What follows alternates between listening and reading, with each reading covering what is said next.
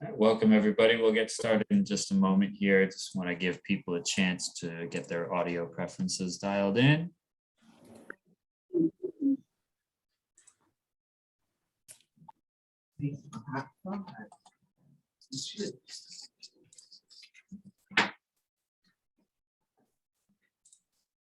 All right, so as I'll make sure that I type this all out for people that join a little bit later, but as you can probably tell, we're on a Zoom meeting, which means that you are free to unmute yourself and either show your camera or not. That's up to you. While we're in the actual main session, the presentation portion of this meeting, we do ask that you keep yourself muted, but otherwise during discussions and such, feel free to speak. If there's lots of people coming up at once, then we'll ask that people use the hand raise function. But otherwise, this group has been very good in the past about not stepping on each other's toes. So we'll go with that. We are recording this for posterity. You'll be able to actually use the same link you used to join today to get at the recording at your convenience. So without any further ado, I want to hand it off to the transfer chair, Mark Booker. Mark.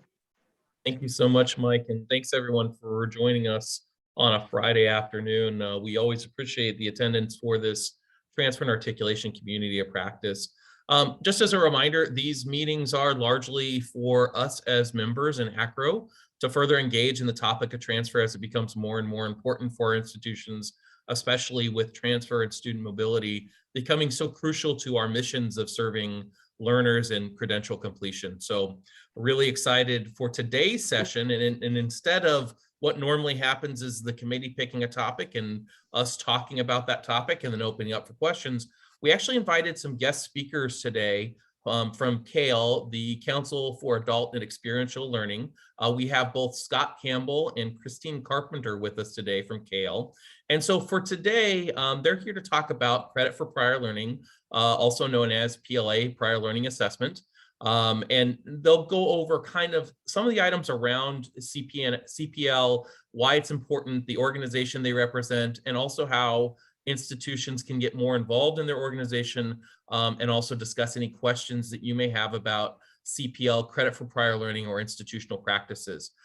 Many institutions in our membership may not be aware of KAEL, and that's part of the reason we invited both Scott and Christine here today, because they not only are experts in the area of credit for prior learning, but also they provide services to institutions that if you need a jump start in the area of alternative credit, CPL, et cetera, they have excellent services to provide and support, especially if your institution is trying to dip their toe in the water of these type of credits that you can earn from outside of the standard classroom. So I'm not going to stand too much in the way of the great discussion that Scott and Christine have, so I'm going to hand it over to them. I and my colleague Kylie will be monitoring the chat while we go through this, and if there's anything to stop Scott or Christine on, we will do so. And then when we get to the end of the session, we'll have an open discussion on anything you like. So Scott, take it away.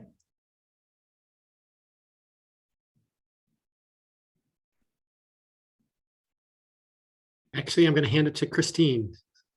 Wonderful. Thank you, Scott. Hi, everyone. Thank you for joining this Friday afternoon.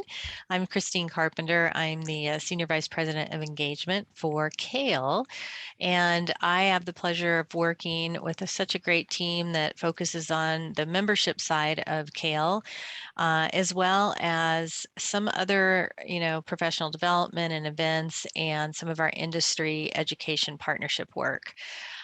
So I'm going to only take about, 5 minutes or so and share a little bit about KAEL, and then hand this back over to Scott to really get into the meat of credit for prior learning. So with that, just as a brief introduction to KAEL, we are a national nonprofit membership organization. For 47 years, we have been focusing on our work with adult learners and supporting adult learners. We do that to try to help improve education to career pathways. Our vision is around every adult can navigate lifelong learning and career pathways because we want to help fuel the economic mobility and community prosperity for adults. We are a part of the Strata Education Network.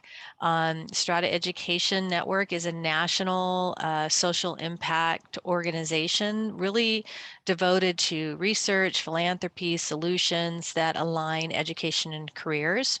KALE really fits well with Strata's mission, and we work collectively to forge clearer and more purposeful pathways, as you've heard me talk about it from an adult learner perspective. So what KALE is known for, first of all, recognizing that adult learners really are the backbone of the U.S. economy. KALE's work focuses on forging better connections for those on and off ramps between education and employment. So when we think about that, we really help organizations and institutions succeed by providing expertise and resources, innovative solutions that support the work you're doing for adult learners. Our team has a lot of expertise. We can focus on different types of program support, consulting, helping to revamp or enhance the services that you have behind adult learner initiatives. So you'll hear Scott talk a lot about that today from Credit for Prior Learning. We also have different types of work we do to help institutions build better pathways from your education programs into careers. We do a lot of convening, bringing a lot of stakeholders together to make that happen.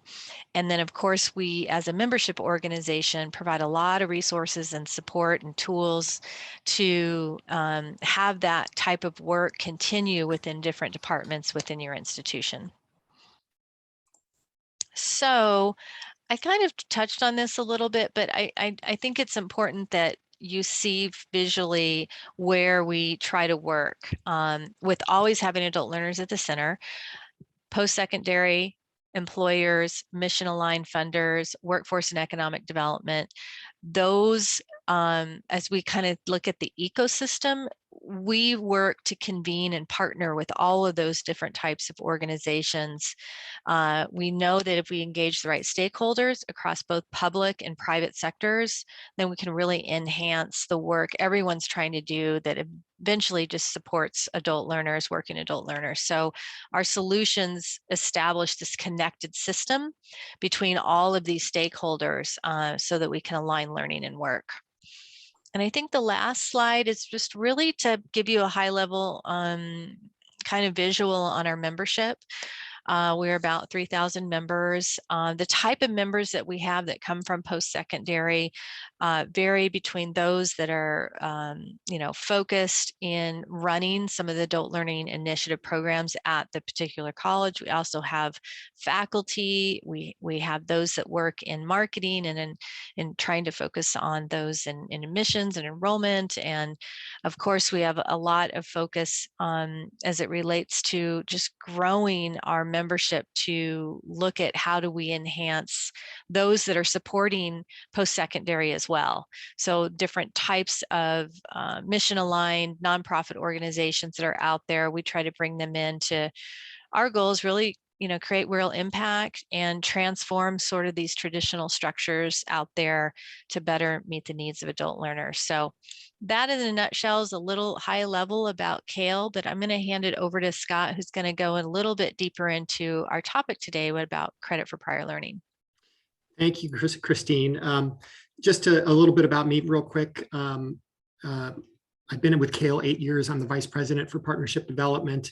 My background is in academic leadership. I was a dean for graduate and professional studies at Edgewood College in Madison, Wisconsin for 9 years. And in a similar amount of time, I was at Regis University in Denver, where we had a group called New Ventures of Regis University that helped other colleges develop their adult programs. But I'm here to talk to you about credit for prior learning. This has really been a core piece of our work. Really, I'm sure most of you already know that it's an evaluation and assessment process for individuals' life learning, for that we can translate that into college credit, certification, or advanced standing towards service or studying open source courseware and further education and training. It's important for a lot of different reasons, and there's a lot of different types of learning that is credit worthy. What I want to do today is, and as you can see, 8 out of 10 institutions, this is actually an AACRAO study from a couple years ago, that 8 out of 10 institutions have at least one form of PLA, and mostly, and even, many have more than that. Our work has been driven by some of our recent research. This is really the promise that CPL has in terms of student success, that students who do CPL are 30% more likely to graduate. There's some great promise in terms of Hispanic and Black students, Pell recipients, and that these students succeed at higher rates and are complete their degrees faster. One of the more counterintuitive pieces is that students who do PLA or CPL actually take 17.6 more credits. So they're actually, they're taking more credits, they're succeeding in higher rates. And so this is what's really, I think, driving the interest in this, this student success strategy. We just, for your reference, you can click on that when you, this website, but we just launched a national campaign on credit for prior learning. And so there's a bunch of free resources that are available that have been curated for you, so you can be a CPL champion at your institution. We have newsletters that are going out. We have distinct professional development opportunities that we're going to be offering through our conference and through our different offerings throughout the year. But if you want to sign up to be a CPL champion, we'd love that. But as we think of the landscape for CPL, this is what we find. We find that at a high level, folks don't really know what's going on. Institutions, the process for CPL is so disaggregated that it's hard to recognize, how many students you have, how many students are exposed to the opportunity for CPL. Is a program growing or shrinking? And then on the ground level, it's difficult for advisors. They have no place to put the information about the conversations they have about CPL. Advisors often have so many advisees that they don't have adequate time to have those in-depth conversations. And even if they do, they're not trained very well in terms of what questions to ask and what to probe for. There's also a kind of what we call a black hole related to when faculty come in and are evaluating. That often becomes a time issue, and the student doesn't know what's going on related to their credit for prior learning. What we think we've done is created a tool that can help codify all those things, bring all those things from around campus together, and help match credentials to college courses. We created a consistent CPL access point for advisors and students, streamline the faculty approval process, the credit approval process, and then created more dynamic reporting so you could really see the whole and measure the impact. The way the product flow goes is that a student will be invited to fill out a profile. This takes about 10 to 12 minutes. That profile gets sent to, we're calling it an advisor, but it could be whoever an institution decides to have as their point person. That point person involves faculty as needed to assess the credentials or assess the learning. That gets sent back to that person, that point person who's carrying the ball, and they communicate with the student about their CPL recommendations. What I thought I'd do is do a kind of a deeper dive in a screen-by-screen tour through what the student might experience. So they can be invited, and this can be branded towards your colors or your logo of your institution. But some institutions put this on their front page. Others make it a part of their invitation when they have an advising session coming up. and the student gets presented with a dashboard. Each institution can decide to turn off or on any one of these 9 areas. For example, some institutions have military experience that's segmented off to another department. It can go either way, but the student will see whatever dashboard elements that you have active.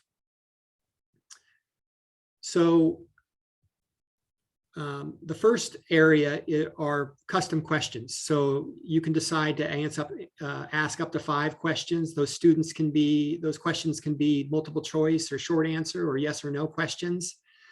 They can be preference questions for, sometimes it's important, we know, for institutions to know if a student's part of a particular program or on a particular campus. Those all can be helpful. So there's 5 custom questions. We start our probing with language. This is kind of low-hanging fruit in terms of credit for prior learning. We ask them if they've taken a standardized exam around their language skills and their language fluency. This is a really great way for students to get a jump start in terms of their CPL. We also allow them to upload up to 5 resumes. And this is really this is a really cool aspect. We've partnered with MZ on a skills extractor. So a student can upload their resume, and then through machine learning, their skills get drawn out of their resume. So for example, Kevin Jordan here is a restaurant manager at Bar Louie. That job role has the following, the skills associated with that job role. Now that prospective student, or that current student, can go into the database and search for other skills that are associated with that job role that they had, or they can also augment it and say, well, wait a minute, I didn't have much information about labor law, so I'm gonna subtract that one out. This becomes important fuel for the conversation between advisor and advisee. In this case, we're saying that they ended up doing a portfolio towards hospitality management 2320, and that becomes part of their record. We also then ask them about their informal learning, their workplace training. This could be a self-study, things that they've done at their company. Again, this may or may not be college level, but it's important for that advisor to know. And it's also important for the student to recognize that they're not just a number, that you see them, and for all the nuances they bring to your campus. The same is true for true experiential learning. They might have played a role in their church or their role in their community that led to deep learning. And we want to recognize whether that may or may not be college level. These next pieces are areas that we would build a unique database to your institution. For example, this credit by exam. Your faculty have likely decided certain test scores are worthy of credit. So whatever those parameters are, we can adapt those parameters to whatever your faculty have decided, and that becomes a part of a database that can be searched by the student and is very transparent. The same is true with certifications. We've seen a huge uptick in the number of certifications that institutions are recognizing that really create a pipeline or a pathway between an employer potentially and a degree program or a credential. This really helps connect stackable credentials as well. So we've mocked up that this Disney Advanced Studies in Hospitality Management certificate is worth 3 credits, and the course equivalency is Business 105. So what we're doing when we set up this database with you is we create those crosswalks that are unique to your institution. The same is true of a student can upload their joint services transcript. They can, and you can crosswalk those to, MOSs, that occupational specialties from their military experience. That, you can utilize ACE Now, those tend to be generic recommendations, but you can go that one step further and say, this particular training relates to this specific course. So you're actually recognizing credit that has nutritional value to their degree. So I'm just showing you an example of this particular student who has 5 possibilities for credit for prior learning. The first one's already been approved, this capstone from McDonald's that relates to Business 212. The next 3 are in process. And then the 4th one was a military supply specialist training that was evaluated but was not recommended for credit. And as a former dean, I think it's most important to be transparent, even though the student might not get the answer they want. They know where they sit in the process, and that's one of the advantages of this tool. I also thought it'd be helpful to just walk through a quick faculty reviewer workflow. So on the back end, this is a way to organize your CPL credit, and in this case, create a CPL match between a training and this IT credit. Your advisor or your point person can assign a reviewer to evaluate that credential. The advisor can detail the match requests and send that request. Here's just an example of the email from advisor to the faculty for evaluation purposes. The reviewer can log in to evaluate the CPL match.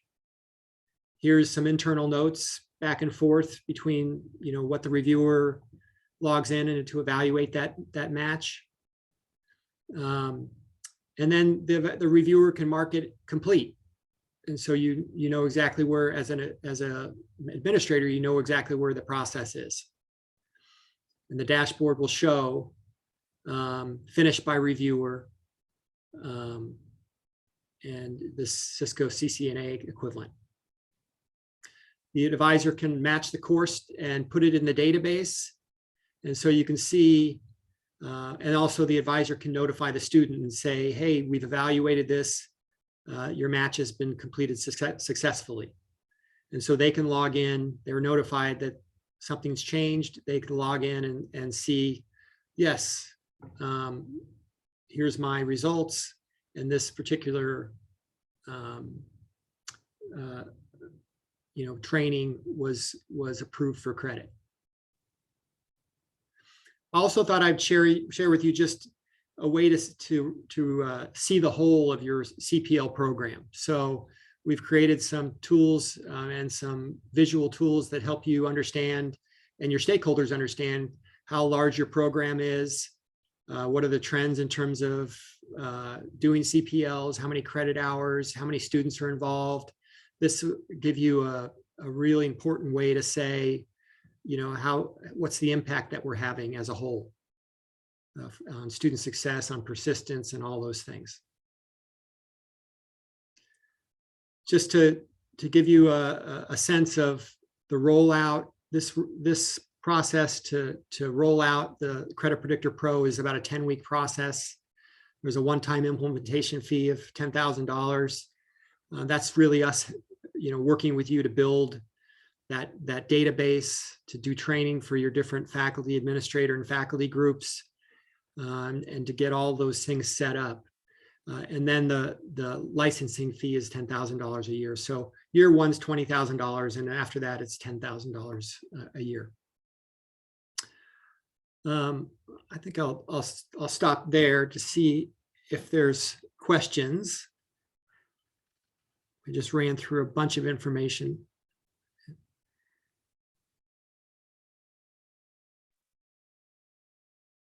So if you're an attendee that has a question, you can ask audibly. Just take yourself off mute. If not, you can also post in the chat and we'll facilitate there. I was worried that I was going to run out of time. So I appreciate the.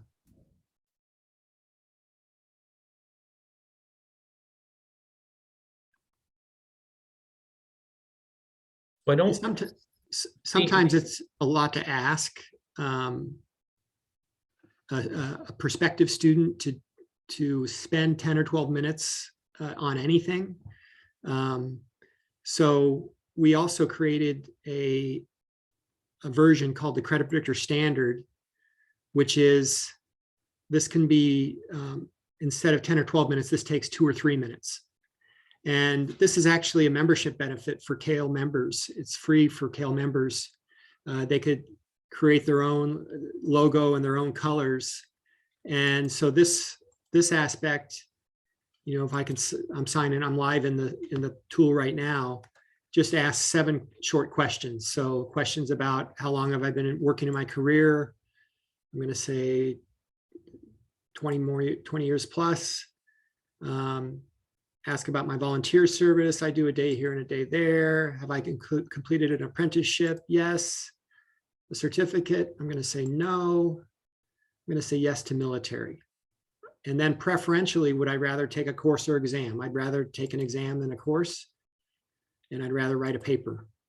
So immediately a student, prospective student, this is kind of a lead generation tool, could say, you know, folks with your profile save, you know, up to $1,800 in 5 months by doing their CPL. And then the student can sign up with their email address for follow-up.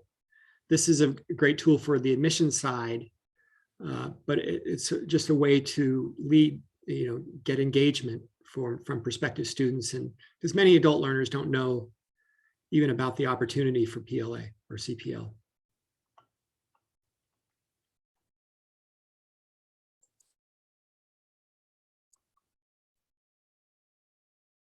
Well, I know Scott has talked a lot about adult learners, but in essence, all of our institutions are now serving some sort of student that will ultimately bring some sort of credit or have the ability to bring in some sort of credit from additional sources. And so while it's been CPL, PLA has long been in our institutions' minds as an adult learner space, what we're finding more and more across membership, especially based on feedback from AACRAO surveys, as well as surveys from the American Council on Education, is that institutional administration is looking to try to recognize more and more credit sources at many more of our institutions. There are admittedly several institutions or numerous institutions that are still hesitant to look at credit for outside sources. And that may be some of you on this call as well, or you may be an institution that doesn't know which direction to go in this space. And so first off, before we roll some things out, oh, and I see we have some questions, so we'll get to the questions in the chat in a second. You know, as we discuss this topic for the rest of the time that we have together, take it from wherever perspective you are. If you're new to CPL, if your institution's been doing it for a while, how can we help each other? Because this is actually a conversation that's just going to get bigger and more broader based on our institution types. And I can tell you that even in my 20-year experience with AACRAO and supporting transfer, the amount of institutions that had no interest in it 20 years ago from where it is today is I would not have expected it when I started in higher education, the way the world has changed. So with that, let's actually go to some of the questions in the chat, and I'll read some of them off. And Scott, I will let you answer them, especially if they're related to the tool. So Andrelita says she has a large adult population at her institution, and she feels that they wouldn't mind spending 17 minutes filling something out as they want to finish school as quickly as possible. And I will actually, that's not a question, it's more of a statement, but I will actually 100% agree with that hypothesis. If a student understands the value of that 17, even 20 minutes of time and the return on credit, if your school dabbles in CPL, they will take that time and see the value in that. So I don't think it's too much time on that. I know some institutions have thought about, is it a barrier to entry, or some of these, whether it's your own tool or KAEL's tool. And I can tell you without a doubt, if they are able to get credit for it, they will go through that process very easily. So Scott, I don't know if you have anything you want to say. Yeah, I would just, you know, I was really referring to that prospective student who is shopping around, that they may or may not understand the power of credit for prior learning and how it can save them time and money. And so that Credit Predictor Standard tool is really just designed to whet their appetite and get them to that deeper conversation about, which is the Credit Predictor Pro is comparing their experience to your specific degree programs at your institution. And the database is built around your parameters that are unique to your institution. So the standard one is fairly generic. The Pro one is very specific. But I think they have different purposes, I would say. I also wanted to mention, I think Jill asked about SIS systems and how they might interface with Banner or Lucian. It is a standalone system. We are exploring right now with Utah the idea of creating an API, but it's a standalone system where a student will log in, create their own password. We aren't capturing. We capture their email address. We're not capturing personally identifiable information. So through the email, you could probably do a deeper dive onto who those folks are, but we wanted to stay a little bit clean in terms of FERPA and things like that. Okay, thanks, Scott. And then Angelita has a different question. She uses Slate for admitting students. I assume it's the same answer as far as connectivity. If you create an API, there's possibility, but right now it's standalone. Yeah, those things we've evaluated, but essentially most SISs don't have placeholders for CPL. And so we couldn't pick one over another. And so we ultimately, I think they made a decision to, at least in this initial phase of the Credit Predictor Pro, to make it a standalone. Thanks, Scott. Brandy has a question on how do you set the system up at their institution, and is sorry she missed it. What would be the cost?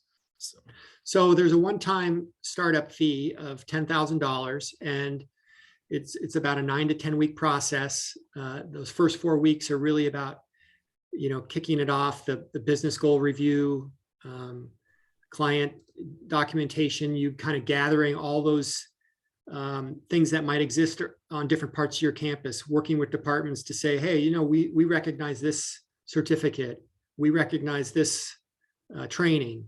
Those things, what we typically find is that exists, but it's very disaggregated on campus.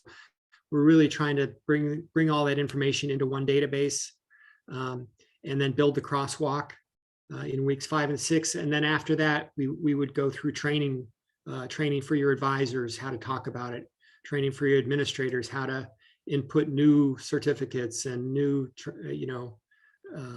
things like that.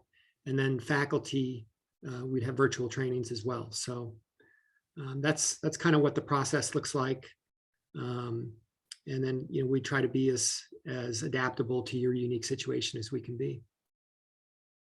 Thanks for that, Scott. And Brandy, if you joined late, I did have a item that I posted in the chat, and I do want to bring it up again because it does commonly come up around the topics of CPL on even how do you pay for some of these items, or what's the business case to go down the process for credit for prior learning, because there's sometimes usually someone in the finance department that goes, well, if they're not taking credits here and they're transferring in from elsewhere, we may be losing revenue by not having students complete credits. And in the reality, and there's not a study I've seen yet that indicates that a student who uses CPL doesn't retain better. They always retain better. Every study I've seen shows improved retention for students who use CPL. So in a lot of cases, as a student comes through and uses credits towards their degree program or certificate, credential, what have you, they generally retain better, take more credits on account, and then most of these tools or services end up paying for themselves in case someone needs to create a business case. So just wanted to put that out there. So we did a presentation to community college presidents at Hertie a few months ago, and we talked about that, and they were like, well, if this results in 2 new students, this pays for itself. That's at the community college level. If you do it at the private school, it's probably 1 student would pay for itself. So it's it really depends on the way you're thinking about, but there is some investment, but you will know because of the tracking whether it pays for itself or not over time. And yeah. I was just going to add to both Scott and Mark's comments there. In that URL that we provided on some of these new CPL resources, there is data there that came out of some research. And it goes back to the point that credit for prior learning does help post-secondary institutions, because the study says that 17%, they're 17% more likely that these students going through CPL and getting CPL credits are going to complete compared to those that do not do that. And adult students who earn CPL persist. They end up taking an average of 17 more course credits from their college compared to students without it. So between persistence and completion, that kind of goes back to Mark's point. And so for those of you that want the data and have need to showcase this from a research perspective, do please look at that URL with that particular type of data that you can provide internally. All right, thank you, Christine. So Jennifer has an excellent question, which I was expecting to be asked, and I'm going to give it to Scott and Christine first to speak on anything they have, and then I'll chime in from a transfer committee perspective. But Jennifer's question was, what are the best or common practices regarding different forms of CPL and how accepted credits appear on your transcript? Which credits do you post as transfer credits versus which experiences, trainings, learning, or portfolios do you assess and award institutional credit? So anything from all the institutions you work with perspective, Christine or Scott? Well, I'll start with, we have a long history with portfolio, and portfolio, we love portfolio. It's motivational. It's associated with all the best outcomes in terms of learning, but it's also the most labor intensive part of credit for prior learning. What we've really seen growth in is evaluating workplace trainings, evaluating military service and the learning that goes on there for credits. And that tends to be a much more transactional type of experience for the student. So if you're really looking to scale the use of credit for prior learning, I would, we have trainings on, helping faculty assess industry credentials for credit. We have trainings on workshops on, building capacity for that as well. But the greater consistency you can have, but I think that's also the reason I talk about it as a best practice, because it's at the same time, you're creating pipelines between feeder institutions to your program, and which can potentially lower the cost of student acquisition. Christine, I don't know if you have things to add there. No, I think that you did a great job. I know that there is some specific examples that we have helped with that workplace training crosswalk from especially certain industries that accredited their training. That's a easier crosswalk to do with aligning it to specific coursework within the actual courses in that program. So a lot of work has been done, some of that pre-engineering or certain specific kind of technology programs where you can align some of this accredited training within industries over into credit for specific programs that relate into the specific courses. So it just adds to what Scott's already said, but we have some specific examples of that. I would also add that, what came to mind is the work that we did in Colorado with the Colorado Department of Higher Ed. Now, Colorado has a single numbering system, course numbering system throughout the state. So on a statewide level, we were able to evaluate or assess national certificates in 5 growth industries. So they picked industries that were growing in the state. They said, okay, what are the things that we can do and recognize that, meet the learning outcomes of specific courses in our curriculum. That process in itself helps, shorten the time to credential. for folks that are looking to do career switches and or maybe displaced workers and might need to get back to work. Okay, thanks, Scott, Christine. So Jennifer, just to chime in from a transfer committee perspective, and I'll also ask Kylie to keep me honest if she wants to add anything too. When it comes to some of the best or common practices regarding different forms of CPL, what we generally say is that if your institution isn't doing anything yet, an easy way to get started is generally tests for credit, whether it's a CLEP, DSST. If you accept AP exams, you're already theoretically doing it because it was credit from learning outside of the classroom. And some institutions don't realize that, although they accept AP exams all day, they're doing tests for that.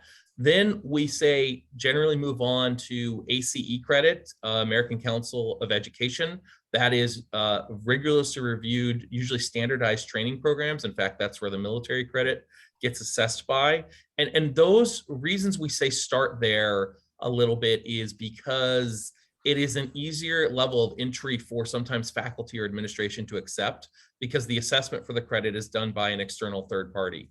Then moving on into the portfolio evaluations or the individualized evaluations. And as Scott mentioned, from his perspective, which is true, when you can aggregate credit from individualized experiential learning, that is actually what makes the student really get buy-in to your institution and the retention stick. So when it comes to transcripting, and what you should do on transcripting is you really should try to, and it's a real estate issue, and I understand that on the document itself of a transcript, but you should try to separate the type of CPL if you can. Generally, there are those three buckets that I kind of ran through. So if it's test by examination or credit by examination, try to create in your data tables an area for where that is listed. And so that someone who's reading the transcript can say the student earned credit towards degree completion for the credit by examination. And then another for standardized training or assessed external programs, and have a table for that and a separation for that. When it comes to, and this is always kind of the money question, when it comes to internal portfolio assessments, if your institution is evaluating a credit for a student to determine whether they satisfy a course or not, the key is, did actually the faculty review the student at a level that would be equal to the learning outcomes of the course offered by the institution and with faculty guidance and interaction? If they didn't have faculty guidance or interaction, and what I mean by that is some exchange of learning, then you should transcript it in a separate PLA column if you can. You should not transcript it as institutional credit because when a school, and there's a big nuance there, and I want to be very clear on this because the department actually makes a clarification on this too. There has to be learning between the student and the faculty member for you to really probably call it your own institutional credit and transcript it exactly as I took English 101 with an A. That being said,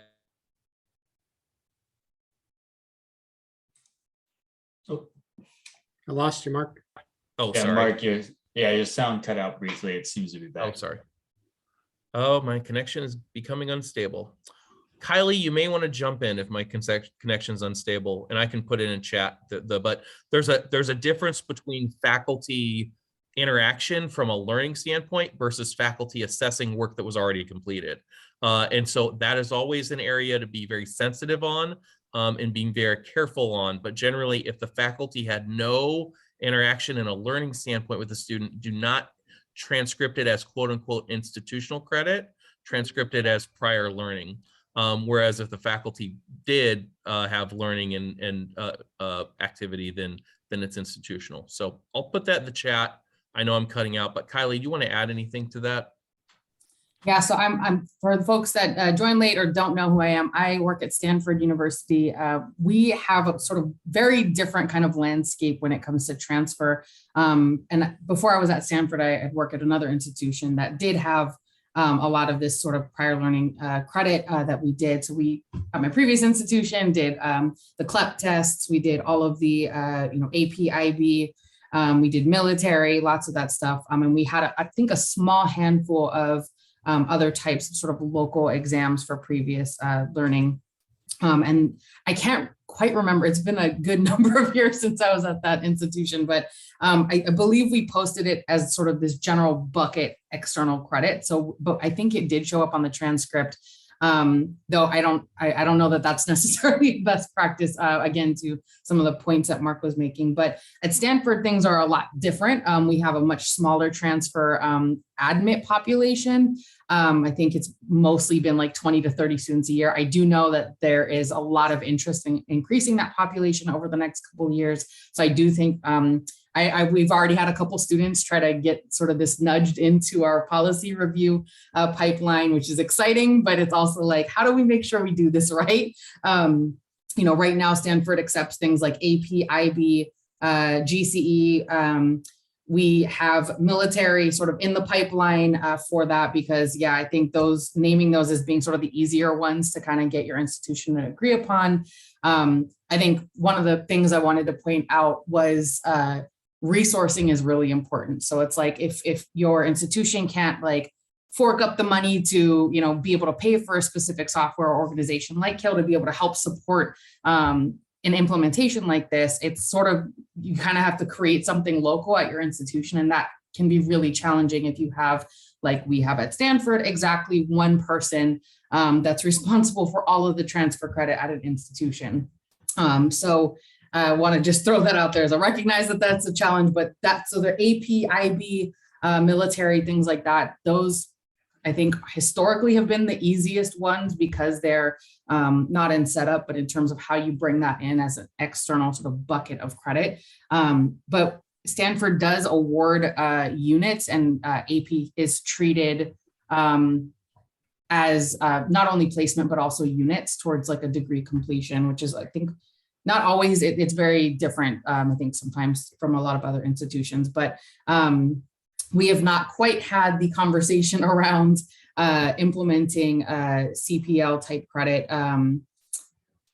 at Stanford by and large because of the lack of resourcing. And I think also too, again, what Mark pointed out about faculty input and just sort of not only in the approval of the work in that process, but like just even accepting it overall as an institution would have to go through an interesting sort of governance process to get that approved. But I do think that some of the things that Scott highlighted in this presentation about, the percentages of the impact that it could have around retention rates. And also I think one thing I also really enjoyed, I know that there were some figures like 70, especially in certain populations, like with Hispanic students and Black students.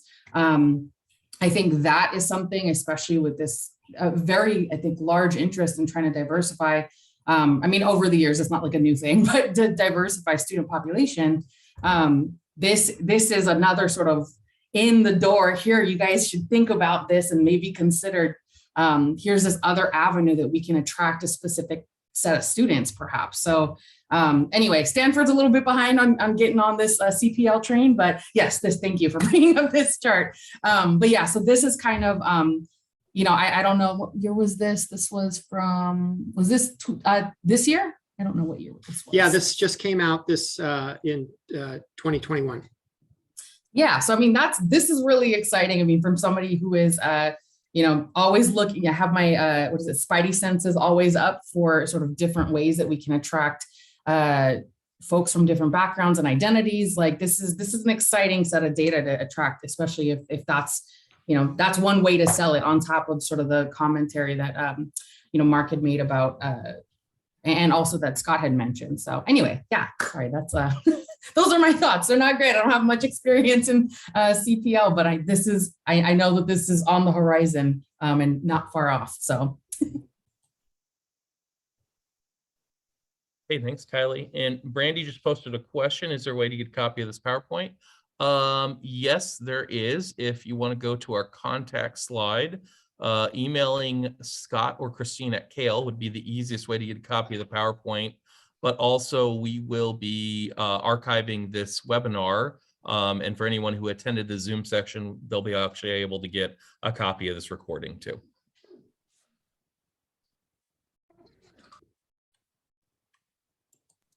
other questions from anyone on the call while we still have a few minutes left?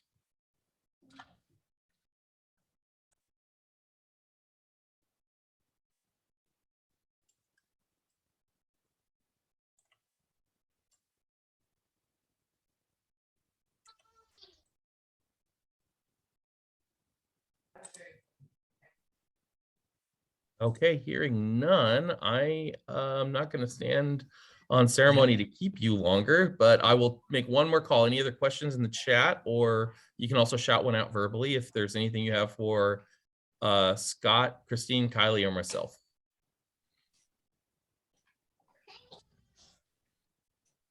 My daughter had a question. She says hello to everybody. So, and she's laughing. All right. So on behalf of the Transfer and Articulation Committee from AACRAO, I want to thank you for joining this call today. I also want to make a big thank you for Scott and Christine to help share their expertise and knowledge in this area. And then also, as you go back to your institutions, just keep this in mind as far as a topic that will continue to likely come up at your sites and in your transfer offices. And then also, as we get closer to the AACRAO conference, feel free to keep your involvement in AACRAO, whether it's joining our Transfer and Articulation Committee or any other committee, and keep your ears out for messages around committee involvement as we move forward. And also, one last plug before I turn it to Mike. These calls are every other month, so our next call will be not this coming month in March, but we will have one in April. I think it's the third Friday we decided on, Mike? It is the fourth Friday. Fourth Friday. 2 months on the fourth Friday. The next event will be April 22nd. Got it. Okay, April 22nd. So we'll have a new topic, so keep your eyes peeled for that. And we look forward to talking to you then. Thank you you. all. Appreciate it. Thank you. Thank you very much. Have a good weekend, everyone.